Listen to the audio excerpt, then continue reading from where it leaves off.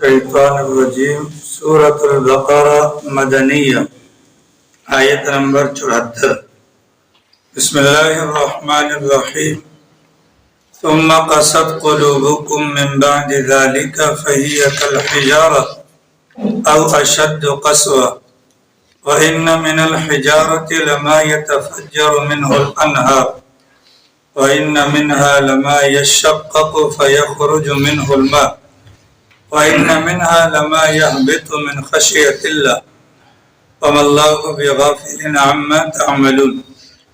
سورۃ البقرہ مدینہ منورہ میں نازل ہوئی اور گزشتہ چند آیات سے یہودیوں کی برائیاں، خرابیاں، بدماشیاں آیات مبارکہ میں بیان ہو رہی ہیں، اور آگے بھی تقریباً ایک لمبا بیان ہے جو بنی اسرائیل کی خرابیوں سے متعلقہ ہے۔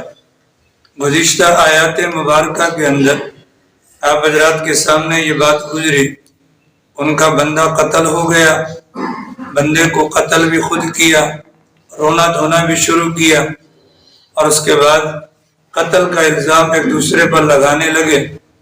حضرت موسیٰ علیہ السلام نے گائے ذبح کرنے کا حکم دیا، تو گائے کے حکم کا نام سن کر وہ لوگ مذاق اڑانے لگے، ان کے سوالات اللہ کی طرف سے جوابات، ان کے معاملے کو سختی پر مبنی کر دیا گیا۔ بہرحال انہوں نے چونکہ انشاءاللہ کا لفظ کہا تھا، انشاءاللہ کے لفظ کی بنیاد پر وہ اپنے ارادے میں کامیاب ہوئے، مگر نہ وہ زندگی بھر ڈھونڈتے رہتے، ان کو یہ گائے کبھی بھی نہ ملتی۔ مدینہ منورہ کے یہودی رسول اکرم صلی اللہ علیہ وسلم کے پاس آئے اور سرکار دو عالم صلی اللہ علیہ وسلم سے کسی بات کے بارے میں پوچھا، تو سرکار دو عالم صلی اللہ علیہ وسلم نے ان کے سامنے کہا کہ میں کل تمہیں بتلا دوں گا، اور اللہ کے نبی علیہ السلام نے لفظ انشاءاللہ نہ کہا۔ حضرت صلی اللہ علیہ وسلم کے ذہن میں یہ ہوگا کہ جبرائیل امین کا تو آنا جانا لگا رہتا ہے، ان سے معلوم کر لوں گا اور بتا دوں گا، لیکن اللہ رب العالمین نے حکم کو بیان کرنا تھا، تو جبرائیل امین کی جو آمد کا سلسلہ تھا اس کو وقتی طور پر روک لیا، چونکہ جبرائیل کا آنا یا نہ آنا یہ اللہ کی مرضی پر موقوف تھا۔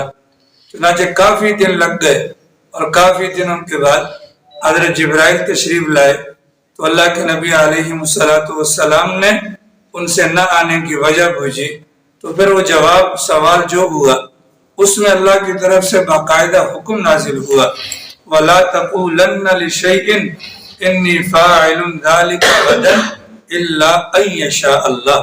آپ یہ مت کہا کریں کہ میں کل یہ کام کر لوں گا، نہیں، بلکہ یوں کہا کریں کہ میں کل انشاءاللہ یہ کام کر لوں گا۔ گویا کہ کوئی بھی کام ہو اس کو اللہ کی مرضی پر، مشیت پر اگر موقوف رکھا جائے گا وہ کام ہو جائے گا، وگرنہ کام نہیں ہوگا۔ ٹھیک ہے، اگر کسی بندے کو یہ اپنا احتمال ہے کہ میری نظر لگ جاتی ہے، اس کو بھی کہا گیا کہ دیکھتے کے ساتھ ہی آپ نے ماشاء اللہ لا قوت الا باللہ کہنا ہے۔ اب یہاں پر انشاءاللہ اور وہاں پر ماشاءاللہ، یہ کہنے کی وجہ کیا ہے؟ جو بظاہر سمجھ میں آتی ہے وہ یہ ہے کہ اگر میں یہ کہتا ہوں کہ میں یہ کام کر لوں گا، تو گویا کہ میں اپنی ذات کے اعتبار سے اپنے آپ کو بڑا سمجھ کر اور اس کام کے کرنے کے قابل سمجھ رہا ہوں، جبکہ حقیقت ایسی نہیں ہے۔ اگر مجھ میں طاقت ہے تو وہ میرے اللہ کی دین ہے۔ اس بنیاد پر اللہ یہ چاہتے ہیں کہ جو بندہ ہے وہ بندہ بن کر رہے، اور بندہ بندہ بن کر تب ہی رہے گا جب اپنے تمام معاملات کو اللہ کی مرضی پر اور چاہت پر موقوف رکھے گا۔ ایک بندہ کسی کو دیکھتا ہے اور وہ چیز اس کو اچھی لگ جاتی ہے، اس کو وہ چیز اچھی لگتی ہے، تو اچھے لگنے پر اس کی نظر لگ سکتی ہے، اس موقع پر کہا گیا تو ماشاء اللہ لا قوت الا باللہ کہہ دو، تاکہ تمہارے دماغ میں آ جائے کہ یہ جو کچھ تمہیں اچھا نظر آ رہا ہے اس کی اچھائی کے پیچھے بھی اللہ کی طاقت ہے، اس کی اچھائی کے پیچھے بھی اللہ کی طاقت ہے۔ تو جب انشاءاللہ کہا جائے گا تو نہ ہونے والا کام بھی ہو جائے گا، اور جب ماشاءاللہ کہا جائے گا تو ہونے والا کام بھی نہیں ہوگا، مطلب انسان کو نظر نہیں لگے گی۔ بہرحال انہوں نے انشاءاللہ کہہ دیا، انشاءاللہ کا تقاضا تو یہ ہے کہ کام ہو کر رہے گا، پہلی بات۔ دوسری بات یہ ہے، قرآن و سنت کا مطالعہ ہمیں بتلاتا ہے اللہ تعالیٰ نیک لوگوں کا والی اور وارث ہے۔ جو نیک لوگ ہوتے ہیں، ان اولیاءہ الا المتقون، اللہ کی یاری، اللہ کی دوستی وہ پرہیزگاروں کے ساتھ ہے، اور پرہیزگاروں کے ساتھ جب دوستی ہے تو دوستی کا یہ مطلب نہیں ہے کہ جب تک پرہیزگار موجود رہے گا اللہ کی دوستی قائم رہے گی، اور پرہیزگار دنیا سے چلا گیا اللہ کی دوستی ختم ہو جائے گی، نہیں، بلکہ دوستی کا مطلب یہ ہوتا ہے کہ جو پرہیزگار ہوتا ہے اس کی موجودگی کے اندر بھی اللہ اس کا حامی اور ناصر ہوتا ہے، اور جب وہ نہیں بھی ہوتا تب بھی اللہ اس کی اولاد کی اور اللہ اس کے گھر والوں کی کفالت کا ذمہ دار ہوتا ہے۔ چنانچہ یہ جو بندہ تھا، وہ جو نیک تھا، اس کا میں نے آپ کو واقعہ سنایا تھا، وہ نیک تھا، وہ نیک تھا، اور نیکی کی حالت میں ہی دنیا سے جانے کا وقت قریب ہوا۔ پیچھے بیوہ ہے، چھوٹا سا بچہ ہے، اور کل جائیداد اس کی وہ ایک گائے ہے، بچیا ہے، اور اس کی کل قیمت کتنی ہے؟ اس زمانے میں 3 دینار۔ کتنی ہے؟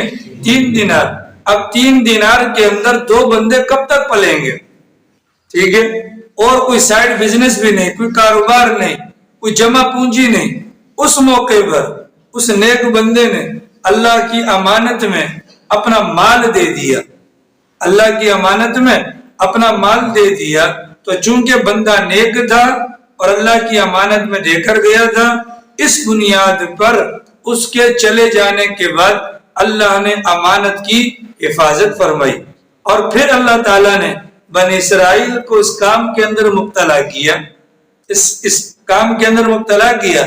وہ سوالات پوچھتے رہے، ادھر سے جوابات ملتے رہے، یہاں تک کہ پھر مجبور ایسے ہوئے کہ اب ظاہر ہے کہ یہ بیوہ بھی ہے اور یہ نوجوان بچہ بھی ہے، ان دونوں کی زندگی کو گزارنا بھی ہے، تو خالی گائے پر تو کام نہیں چلے گا نا، اس کے لیے دنیاوی اعتبار سے مال و زر کی ضرورت ہے۔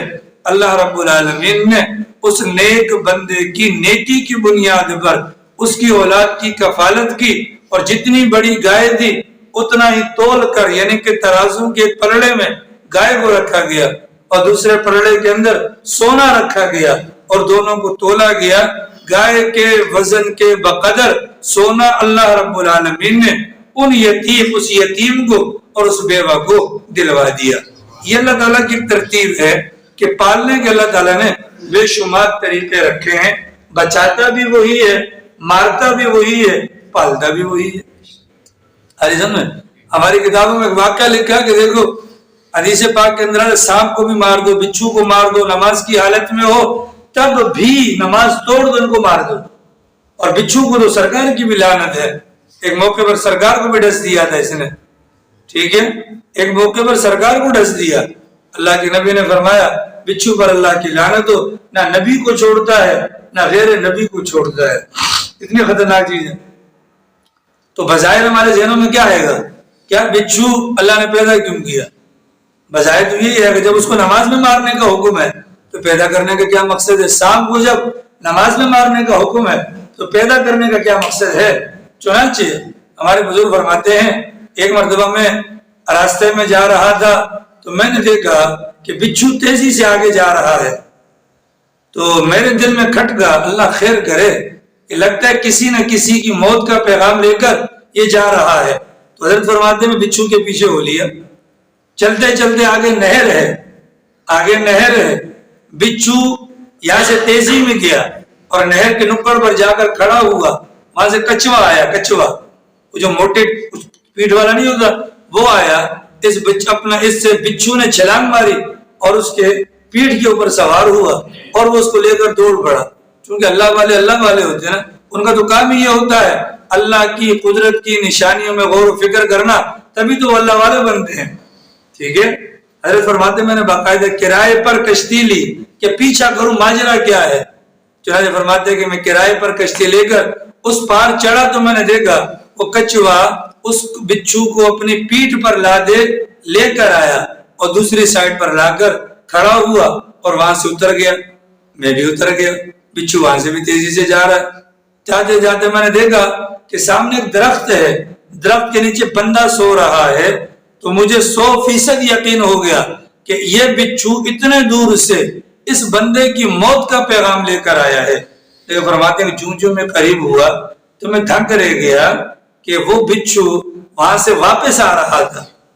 جب میں نے قریب ہو کر دیکھا ایک بڑا ناگ تھا, ناگ سانپ نہیں ہوتا, ایک بڑا ناگ تھا. اس سوئے ہوئے بندے کے سر کے اوپر کھڑا تھا اور اس کو ڈنگ مارنے ہی والا تھا کہ پیچھے سے بچھو نے اس کو ڈنگ مار کر سانپ کو مار دیا اور بچھو واپس ہو لیا. ٹھیک ہے, اتنی دیر میں میرے قدموں کی آہٹ, تو وہ بندہ جاگ گیا. جب وہ بندہ جاگا اس نے دیکھا کہ اس کے قریب سے بچھو جا رہا ہے.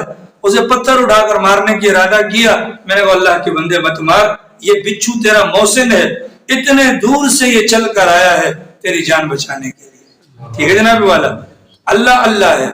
اللہ رب العالمین نے اس گھرانے کی کفالت کرنی تھی. اللہ تعالیٰ نے یہ سارا کا سارا طریقہ کیا. اور پھر بڑی بات دیکھیے, اللہ تو اللہ ہے نا. اگر کوئی بندہ خود نیک ہے, اس نیکی کی بنیاد پر جنت میں اسے ایک بڑا اونچا مقام ہے. اس کی اولاد بھی نیک ہے لیکن باپ کے مقام کو نہیں پہنچ سکی. اب اللہ کا وعدہ ہے, اللہ تعالیٰ نیکوں کو ان کی اولاد کے ساتھ ملا دے گا. ملانے کی ترتیب کیا ہوگی؟ یہ نہیں ہے کہ باپ کے اونچا مقام باپ کو اٹھا کر نیچے لایا جائے, نہیں, بلکہ اللہ اولاد کو اٹھا کر باپ کے برابر میں جگہ عطا فرما دیتے ہیں. ٹھیک ہے جناب والا. اس واقعے سے سبق یہ ملا, کرتی دھرتی ذات کون ہے؟ اللہ کی. وہ 3 درہم چھوڑ کر گیا, اللہ نے کتنا دے دیا. یہی حال ہوا خلیفہ سلیمان بن عبد الملک کا. جب انتقال ہوا اس زمانے کے اندر لاکھوں کے اعتبار سے وہ جائیداد چھوڑ کر گیا. اس کے بچوں کے اندر میراث بٹی, اور جب عمر بن عبدالعزیز رحمۃ اللہ علیہ کا انتقال ہوا تو بچوں نے کہا ابا ہمارے پاس کچھ نہیں. جائیداد کو بانٹا گیا تو 2 درہم تمام بچوں کی وراثت کے طور پر بچوں کو ملے. اللہ کی شان. بیوی نے کہا کہ بچوں کا کیا بنے گا, آپ نے خود تو کچھ بنایا نہیں, بچے تو رول جائیں گے. حضرت بیمار تھے, موت کا وقت تھا. حضرت نے بچوں کو بلایا اور کہا کہ مجھے اٹھا کر بٹھاؤ, مجھے اٹھا کر بٹھاؤ. چنانچہ بٹھایا گیا اور کہا کہ میرے بچوں میرے سامنے 2 راستے تھے. ایک راستہ تو یہ تھا کہ میں حرام کماتا, تمہارے لیے جمع کرتا, تمہیں دے کر جاتا, میری آخرت بھی برباد ہوتی, تمہاری آخرت بھی برباد ہوتی. دوسرا راستہ یہ تھا میں حلال کماتا, وقتی طور پر تکلیف برداشت کرتا, اپنے لیے بھی اور تمہارے لیے بھی, اور میری آخرت بن جاتی. میرے بیٹو میں بوڑھا آدمی ہوں, جہنم کا عذاب سہ نہیں سکتا تھا, اس بنیاد پر میں نے یہ کام نہیں کیا. تو حضرت کا انتقال ہو گیا. 2 درہم آئے. کتنے؟ 2 درہم آئے. موجودہ زمانے میں 2 درہم کتنے کا ہے؟ 1 درہم 48 کے, تو 2 اپنا 96, یہ 100 روپے کے ہو جائیں گے. ٹھیک ہے, لیکن اللہ کی شان تاریخ میں لکھا ہے کتابوں کے اندر, عمر بن عبدالعزیز کا جب جنازہ اٹھا کر لے جایا گیا تو جنازہ لے جانے سے پہلے وہ بندہ جو اس سے پہلے بادشاہوں کی تدفین کر چکا تھا وہ پاس کھڑا تھا. عمر بن عبدالعزیز رحمۃ اللہ علیہ سے کہنے لگے بات سنو, تم نے فلاں کو بھی دفنایا ہے نا؟ کہ جی بالکل دفنایا ہے. چنانچہ ان سے پہلے جو خلیفہ تھا اس کو جب تدفین کا وقت آیا تو ابھی چارپائی قبر کے اندر اتاری نہیں گئی تھی کہ جنازہ ہلنے لگ گیا. تو لوگوں نے کہا, بلکہ اس کے بیٹوں نے کہا کہ میرا ابا زندہ ہے. علماء نے کہا زندہ نہیں ہے, عذاب قبر نے جلدی کر دی. چنانچہ اس بندے کا بیان ہے جو دفنانے والا, کہ میں نے جو ہی اس کو اندر رکھا قبلے کی طرف منہ کیا, میرے دیکھتے دیکھتے قبلے کی طرف سے چہرہ پھر گیا. ٹھیک ہے, لاش جل گئی, چہرہ کالا. عرب کتنے خوبصورت ہے, چہرہ کیا ہو گیا؟ کالا سیاہ ہو گیا. ارے سمجھ رہی میں. عمر بن عبدالعزیز رحمۃ اللہ علیہ کو واقعہ پتا تھا تو کہا تھا کہ بھیا ذرا میرا بھی انجام دے کہ میرے ساتھ کیا ہوتا ہے. چنانچہ عمر بن عبدالعزیز رحمۃ اللہ علیہ کو جب تدفین کے لیے قبر کے اندر لٹایا گیا، ابھی اوپر سلپ وغیرہ یا وہ پتھر وغیرہ نہیں رکھا گیا تھا، ایک پرچی آئی ہوا میں اڑتی ہوئی، اور پرچی لہراتی لہراتی آ کر عمر بن عبدالعزیز رحمۃ اللہ علیہ کے سینے کے اوپر آ کر ٹک گئی۔ اٹھا کر دیکھا گیا، اس کے اوپر لکھا تھا یہ پروانہ ہے عمر بن عبدالعزیز کے لیے جہنم کی آگ سے۔ ٹھیک ہے، اتنا بڑا مقام دیا۔ پھر اللہ نے حضرت کے بیٹوں کو وہ مقام دیا کہ دمشق کی جامع مسجد کے اندر عمر بن عبدالعزیز رحمۃ اللہ علیہ کے بیٹے خیرات بانٹنے والے ہوتے تھے، اور سلیمان بن عبد الملک کے بیٹے بھیک مانگنے والے ہوتے تھے۔ اب تصور کریں، میں تو لیاری کے لوگوں پر بڑا حیران ہوں، اتنی پراپرٹیاں بنا لی ہیں، مر جاؤ گے کھپ جاؤ گے ظالموں، پیچھے والے دعا بھی نہیں کریں گے، یہ چوکڑی اس کی ہے، یہ فلانے کی ہے، یہ فلانے، کیا کرو گے اتنی پراپرٹی کو؟ یاد رکھیے گا، مال حلال ہے تو حساب ہے، حرام ہے تو وبال ہے۔ ٹھیک ہے، عبداللہ ابن عمر کہنے لگے، حضرت عمر کے بیٹے ہیں، کہنے لگے کہ والد صاحب کے انتقال کے 17 سال کے بعد ایک دن دل میں خواہش ہوئی ابا کو دیکھوں تو صحیح، بہت عرصہ ہو گیا۔ اللہ سے دعا مانگی کہ خدا ابا کی زیارت ہو جائے۔ عمر بن عبدالعزیز رحمۃ اللہ، اپنا حضرت عمر فاروق رضی اللہ تعالی عنہ کے بیٹے عبداللہ بن عمر فرماتے ہیں، رات میں نے سیف ادھر میں نے رات اپنا حضرت عبداللہ بن عمر فرماتے ہیں کہ میں نے اللہ بھی سے دعا مانگی تو میں نے دیکھا والد صاحب کو خواب میں کہ جیسے نہا کر نہیں نکلتے ہیں تولیے پہنچتے ہوئے آ رہے ہیں، تو میں نے والد صاحب سے کہا کہ دل کر رہا تھا آپ کو دیکھنے کو، بہت عرصہ ہو گیا تھا۔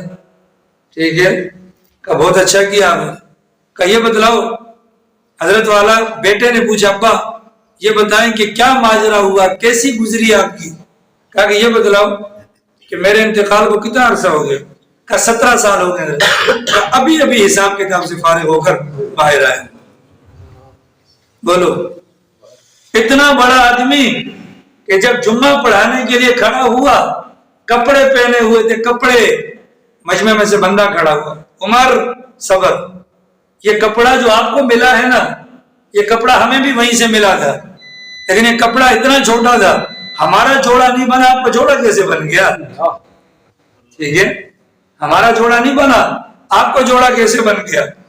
حضرت عمر نے کہا یہ میرا بیٹا عبداللہ ابن عمر موجود ہے، یہ جوڑا اس کو بھی ملا تھا، چونکہ جوڑا پورا نہیں ہو رہا تھا، میرے بیٹے نے اپنا جوڑا بھی مجھے دے دیا تھا۔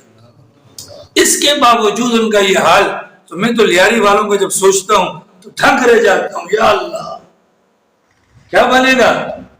اس بنیاد پر یہ نہ سوچیں کہ بچوں کے بہتر مستقبل کے لیے، خدا کی قسم ہم نے یہاں پر ایسے لوگوں کو بھی دیکھا جب وہ زمین کے اوپر تھے انہوں نے لوگوں کا جینا حرام کیا ہوا، یہی سارا کتا پن وہ کرتے تھے، قبضے کرنا، پراپرٹیاں بنانا، جھنڈے لہرانا، پارٹیوں کے لیے زندہ باد مرد آباد کے نعرے مارنا، لوگوں کو تنگ کرنا۔ اللہ کی قسم اس کے 7 سال 8 سال 9 سال کے بچوں کو میں نے بھیک مانگتے ہوئے دیکھا ہے۔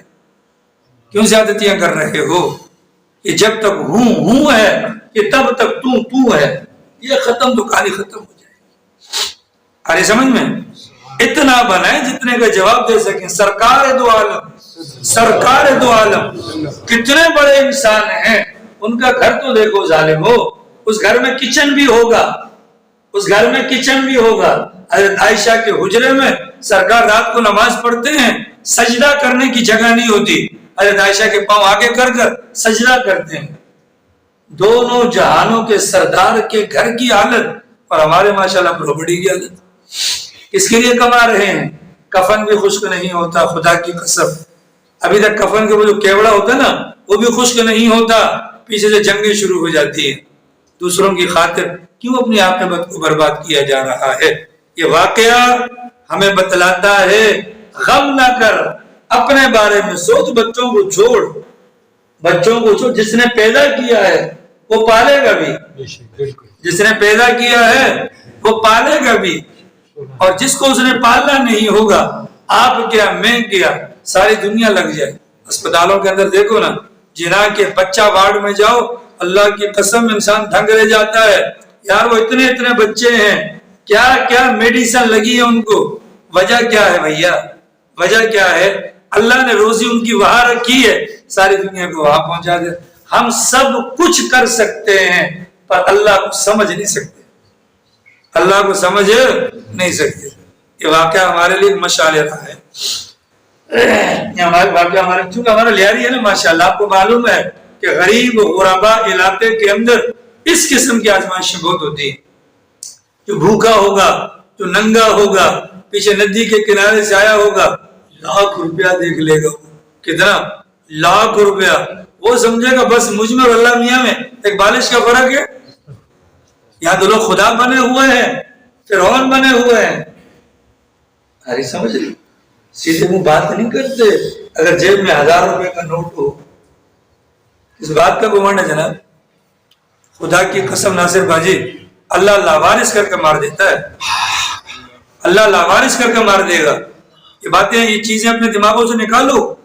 میں کچھ نہیں, میرا کچھ نہیں, اللہ سب کچھ, اللہ ہی کا سب کچھ. میں کچھ نہیں, میرا کچھ نہیں, اللہ سب کچھ, اللہ ہی کا سب کچھ. پنجاب کے اندر بندہ مر گیا جی, کسی علاقے کے قریب ندی کے اندر لاش برآمد ہوئی, سچا بات ہے, اور لاش پانی میں رہنے کی وجہ سے پھول گئی. چہرہ پہچان میں نہیں آ رہا تھا, موٹا چہرہ. پولیس والوں نے اٹھا کر علاقے کے مسلمانوں کو کہا کہ لاوارث لاش ہے, تجہیز اور تکفین کا انتظام کرو. مسجد میں اعلان ہوا, چونکہ گاؤں دیہات کے لوگوں کے پاس راشن ہوتا ہے, نقد نہیں ہوتا. اعلان ہوا کہ جس کی جو طاقت ہو, کوئی 10 لایا, کوئی 5 لایا, اور چندہ کر کے باقاعدہ اس کے کفن کا, دفن کا اور اس کے اپنا نہلانے وغیرہ کا انتظام ہوا. امانتاً دفن کر دیا گیا. پولیس تحقیقات کرتی رہی.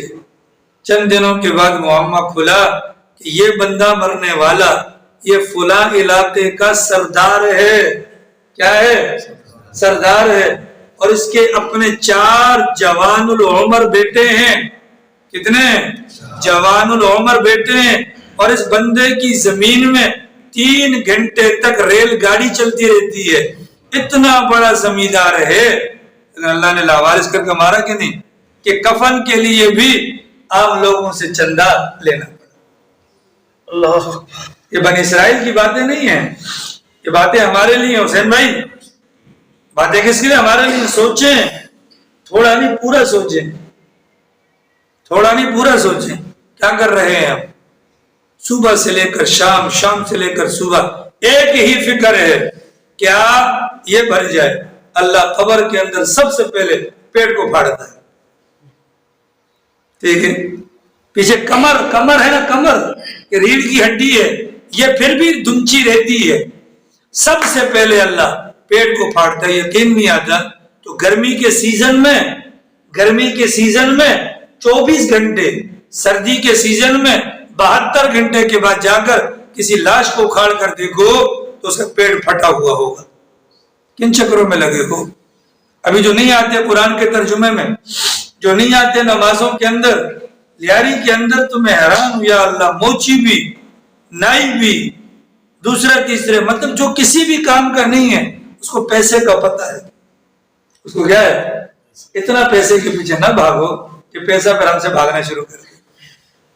ارے سمجھ رہی میں, اللہ نے یہی بات فرمائی کہ بنی اسرائیلیوں کو اللہ نے دیا دیا دیا دیا, اور وہ کیا کرتے رہے؟ مذاق, انکار.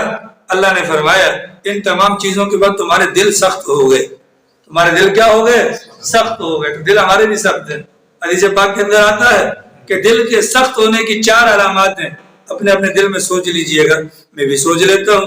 پہلی علامت دل کے سخت ہونے کی, آنکھوں سے اللہ کے خوف سے آنسوں کا نہ بہنا, کہ دل کی سختی کی علامت ہے. ہمیں سے ہر بندہ سوچے کہ لاسٹ ٹائم کب اللہ کے ڈر سے میری آنکھوں میں آنسو آیا تھا. یہ دل کی سختی کی علامت ہے. نمبر 2, دل کا سخت ہو جانا. دل کا سخت ہو جانا, تو دل کا سخت ہونے کا کیسے پتہ چلے گا؟ ہمارے لوگ بڑے فخر سے کہتے ہیں مجھے اس بات کی پرواہ نہیں ہے. یہ مجھے اس بات کا احساس نہیں ہے، کہ دل کے اندر احساس نہ ہونا، گویا کہ دل میں نرمی نہیں ہے. جب نرمی نہیں ہے تو سختی ہے، اور سختی ہے تو بدبختی ہے. ٹھیک ہے. نمبر 3، لمبی لمبی امیدوں کا، کہ جی یہ بھی مل جائے، وہ بھی مل جائے، یہ بھی مل جائے، لمبی لمبی امیدیں. اور نمبر 4، دنیاوی کاموں پر، یہ دنیاوی چیزوں کے بارے میں حرص اور لالچ کا ہونا. یہاں سے لے کر یہاں تک مجھ سمیت سارے سوچ لو تو خدا کی قسم یہ چاروں چیزیں ہمارے اندر موجود ہیں. ہمیں رونا نہیں آتا، ہمیں کسی کی پرواہ کوئی نہیں، ہمیں زیادہ کی طلب ہے اور دنیا کی حرص ہے، لمبی لمبی امیدیں ہیں. ایسا ہے کہ نہیں؟ ہمیں سے کوئی ایسا بندہ ہے جس کے گھر پر اس کا نیا جوڑا کپڑوں کو نہ پڑو؟ ایسا کوئی ہے؟ شاید ہی کوئی. ٹھیک ہے، شاید ہی کوئی ہو. جب ہم حالات پڑھتے ہیں بزرگوں کے، یار آدمی دھنک رہ جاتا ہے، کیسا دماغ پایا تھا. امام غزالی نے کہا ایک بندہ کپڑے کی دکان پر جاتا ہے کپڑا لینے کے لیے، اس بیچارے کو اتنا بھی نہیں پتا ہوتا کہ وہ تھان کٹواتا ہے اپنے کپڑے کے لیے، اسی دکان کے اندر اس کے کفن کا کپڑا بھی آ چکا ہوتا ہے. کس بات کے اوپر جی؟ ٹرانسفر، پاور آف اٹارنی، یہ میرے بچوں کے نام. خدا کے بندو، جب باہر کے لوگوں کے حالات دیکھو آدمی دھنگ رہ جاتے ہیں. اسٹیٹ کا نام اس وجہ سے لیا کہ ہمارے لیاری میں پراپرٹی کا کام عروج پر ہے، اور پراپرٹی کے کام کی جڑ لیاری کے اندر جھوٹ ہے. جھوٹ بولتے ہیں، یہ مجھے اتنے کی پڑی ہے، یہ پڑی، جھوٹ بولیں گے. نمبر 1 جھوٹ حلال کو بھی حرام بنا دیتے. لیاری تیسر ٹاؤن کے اندر فائل پر فائل لگانا کہاں سے جائز ہے؟ پیچھے والوں سے 7 بار، الراشی والمرتشی کلاہما فی النار. پیچھے والوں کو رشوت کھلاتے ہیں، مرضی کا نمبر لگاتے ہیں، اگلے کی فائل کو کینسل کرواتے ہیں، اور پھر اس کے بعد اس کو بیچ دیتے ہیں. کہاں سے جائز ہے؟ یہ جو گاڑیاں آئی ہیں، گاڑیاں، یہ جو گاڑیوں میں اور ٹرپل اسٹوریاں، ڈبل اسٹوریاں، اور 5000 کا نوٹ، اللہ اکبر. خدا کی قسم تحقیقات کرو، حلال ہوتا ہی تھوڑا ہے میری جان. 1.25 لاکھ پیغمبروں نے حلال کھایا، حلال ہوتا ہی تھوڑا ہے بھائی. اتنا زیادہ حلال ہو ہی نہیں سکتا، اتنا زیادہ حلال ہو ہی نہیں سکتا. سمجھ جاؤ دال میں کالا نہیں، لیاری کی تو پوری دال ہی کالی ہے. تکبیر. یہ جھوٹ اپنی زندگی سے نکالو، تاکہ زندگی میں کیا ہے؟ برکت. روزی میں کیا ہے؟ برکت. بصورت دیگر یہ اتنی پریشان کن صورتحال جو باہر کی گراؤنڈ لیول پر میں دیکھتا ہوں، لوگوں کی باتیں سنتا ہوں، بیٹا باپ کے خون کا پیاسا ہے. اس لیاری کی میں قرآن آگے رکھا ہے. ایک بیٹے کے متعلق میں نے سنا کہ وہ دوسرے دوست سے کہہ رہا تھا، دعا کر یار میرا باپ جلدی مر جائے. خدا کی قسم. ٹھیک ہے، میں نے لیاری کے اندر دیکھا بیٹے نے باپ کو مارا ہے. کیوں جی؟ غصہ آ گیا. یہ لیاری کی پوزیشن. ہمیں کیا ضرورت سرجانی کی باتیں کریں، معمار کی باتیں کریں، نادر اس طرح کی کریں؟ ہمارا اپنا گراؤنڈ ہے بھائی، ہمارا اپنا گراؤنڈ ہے. ہم اپنے گراؤنڈ کے حوالے سے بات کریں گے کہ ہمارے یہاں یہ برائیاں ہیں. جب تک یہ برائیاں ختم نہیں ہوں گی تب تک ہماری پریشانیاں ختم نہیں ہوں گی. ٹھیک ہے، ٹٹولو ٹٹولو ٹٹولو اپنے من کو. ہمارے لیاری کے اندر آپ نے دیکھا ہوگا کہ جو بیچارے سائیکل پر تھے آج پراڈو پر ہیں، جو بیچارے کرائے پر تھے آج بلڈنگوں کے مالک ہیں. آپ لوگ بھی سوچا کریں، پوچھا کریں نا یار، کیا وہ حرام کی لت لگ گئی ہے ہمیں؟ جیسے ہم اپنے بیٹوں کو نہیں پوچھتے، باہر والوں کو بھی نہیں پوچھتے. لیکن ہم نہیں پوچھیں گے. وجہ کیا ہے؟ وجہ کیا ہے کہ اگر ہم پوچھیں گے تو پھر اپنی وہ بھی معاملات خراب ہو جاتے ہیں، کیونکہ ہم نے بھی ان کی تھالی کے اندر کھانا کھایا ہوتا ہے. یہ غلط ہو رہا ہے. اس کی وجہ سے دل سخت ہو گئے جناب. آپ نے دیکھا ہوگا، یہ حالانکہ پرسوں ترسوں بیان کیا، جمعے میں آنا جلدی بھائی، پہلے آنا مسلمان کے بچوں، لیکن اس کے باوجود بھی کوئی کندھے پھلانگ کر پہلی صف کے اندر آ رہے ہو. کیا مطلب ہے؟ میری بات غلط نہیں، میری بات غلط نہیں ہے، تمہارے دلوں کی بدبختی ہے کہ تمہارے دل کے اندر خدا خیر کی بات نہیں پہنچاتا. ارے سمجھ تھوڑا نہیں پورا سوچے. اللہ نے بنی اسرائیل کو کہا تمہارے دل سخت ہو گئے, خالی بنی اسرائیل کی نہیں, دل ہمارے بھی سخت ہو گئے. ہمارے نبی نے کہا دل کی سختی کو دور کرنا ہے, یتیم کے سر پر ہاتھ پھیرو. ہم تو یتیموں کا مال ہتھیاتے ہیں, اگر کوئی بھائی وغیرہ مر جاتا ہے ہم خوش ہو جاتے ہیں, لاٹری نکل آئی جی, لاٹری نکل آئی جی. یتیم, بیوہ کے ساتھ اس نے سلوک کرو. ارے سمجھنا ہم کیا کرتے ہیں, ہم کیا کرتے ہیں, ان کا مال ہتھیاتے ہیں. اللہ کو کیا جواب دو؟ ارے سمجھ میں دل کی سختی کا حل کیا ہے؟ حل کیا ہے؟ یتیم کے سر پر ہاتھ پھیرو. یہاں سے لے کر یہاں تک سارے ماشاءاللہ 20-25 سال کے پرانے بڈھے ہو, یہ بتاؤ آج تک کسی نے اس نیت سے ہاتھ پھیرا یتیم کے سر پر کہ میرے دل کی سختی دور ہو جائے؟ نہیں. وہ یتیم ہے, بس یہ اللہ اس کے باپ کو بخشے. اچھا آدمی تھا, بیچارہ. لفظ بیچارہ بچے کے سامنے کہتے ہو, اب بچے کے سامنے لفظ بیچارہ کہہ کر اس کو احساس کمتری کا شکار کرتے ہو. پھر رمضان کا مہینہ آتا ہے, اب 100 روپے کا نوٹ لہرا کر اس کو فطرانہ دے کر اس کو معاشرے کے اندر مجبور کرتے ہو کہ تمہارا بیٹا چیز سے جے سے کپڑوں کی شاپنگ کر کے لائے, تمہارے گھر کے اندر تمہارے بھائی کا بیٹا تمہارے 100 روپے سے اپنا ٹھیلے سے کپڑے خریدے. خدا کی قسم یہ بچہ قاتل بنے گا اور تمہارا خون کا قتل کرے گا.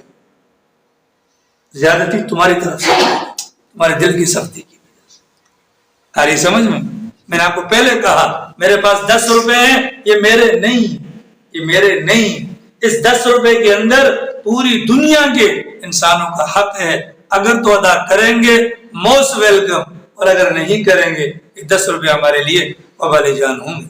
اللہ نے فرمایا ثم قست قلوبکم, اے بنی اسرائیلیو اس کے بعد اتنا کچھ دیکھنے کے بعد بھی تمہارے دل کیا ہو گئے؟ سخت ہو گئے. فہی کالحجارہ, کیسے؟ پتھر کی طرح. او اشد قسوہ, یا پتھر سے بھی زیادہ سخت. پتھر سے زیادہ سخت لوہا ہوتا ہے, ٹھیک ہے, پتھر سے زیادہ سخت لوہا ہوتا ہے, اور لوہے سے زیادہ سخت ہیرا ہوتا ہے کہ ہیرا گھستا نہیں ہے, ٹوٹے گا تو یکدم ٹوٹے گا, ٹھیک ہے. اللہ فرماتے ہیں وَإِنَّ مِنَ الْحِجَارَةِ, اگر پتھروں میں سے کچھ پتھر ایسے ہیں لَمَا يَتَفَجَّرُ مِنْهُ الْأَنْهَارُ, جب وہ پھٹتے ہیں اندر سے نہریں پھوٹتی ہیں. پتھر ہے لیکن لوگوں کو فائدہ تو پہنچا رہا ہے. آپ جائیں نا ہمارے علاقوں میں, سرحد کے علاقوں میں جائیں تو وہاں پر آپ کو پتھروں کے اندر سے نالیاں نظر آئیں گی, پھر وہی ندی کی صورت میں, وہ بڑے بڑے دریاؤں کی صورت میں بہنا شروع ہو جاتی ہیں. وَإِنَّ مِنْهَا لَمَا يَشَّقَّقُ فَيَخْرُجُ مِنْهُ الْمَاءُ, بعض پتھر ایسے ہیں اگرچہ سخت ہیں لیکن جب وہ ٹوٹتا ہے تھوڑا سا ہی لیکن پانی ضرور نکلتا ہے, پھر بھی فائدہ ہے. وَإِنَّ مِنْهَا لَمَا يَهْبِطُ مِنْ خَشْيَةِ اللَّهِ, پتھروں میں سے بعض ایسے بھی ہیں جو اللہ کے خوف کی وجہ سے نیچے گر جاتے ہیں. ہمارے علماء نے لکھا ہے کہ جو پتھر پہاڑ سے نیچے گرتا ہے وہ در حقیقت اللہ کی ذات کو زمین پر سجدہ کرنے کے لیے آتا ہے. تو وہ اتنے زیادہ سخت ہونے کے باوجود کچھ نہ کچھ نرمی ہے. تم تو انسان ہو, تمہارا معاملہ کیا ہے, ٹھیک ہے. وَمَا اللَّهُ بِغَافِلٍ عَمَّا تَعْمَلُونَ, اور حقیقت یہ ہے کہ جو کام تم کرتے ہو اللہ کی ذات اس سے غافل نہیں ہے. تو ہم میں سے ہر بندہ اپنے دل کے بارے میں سوچے. اس دل کے میل کو نکالنا بہت ضروری ہے میری جان. اگر یہ نہیں نکلے گا تو پھر کیا ہوگا؟ یہ سختی بدبختی میں نہ تبدیل ہو جائے, یہ سختی بدبختی میں نہ تبدیل ہو جائے. اللہ پاک توفیق عمل نصیب فرمائے. انشاءاللہ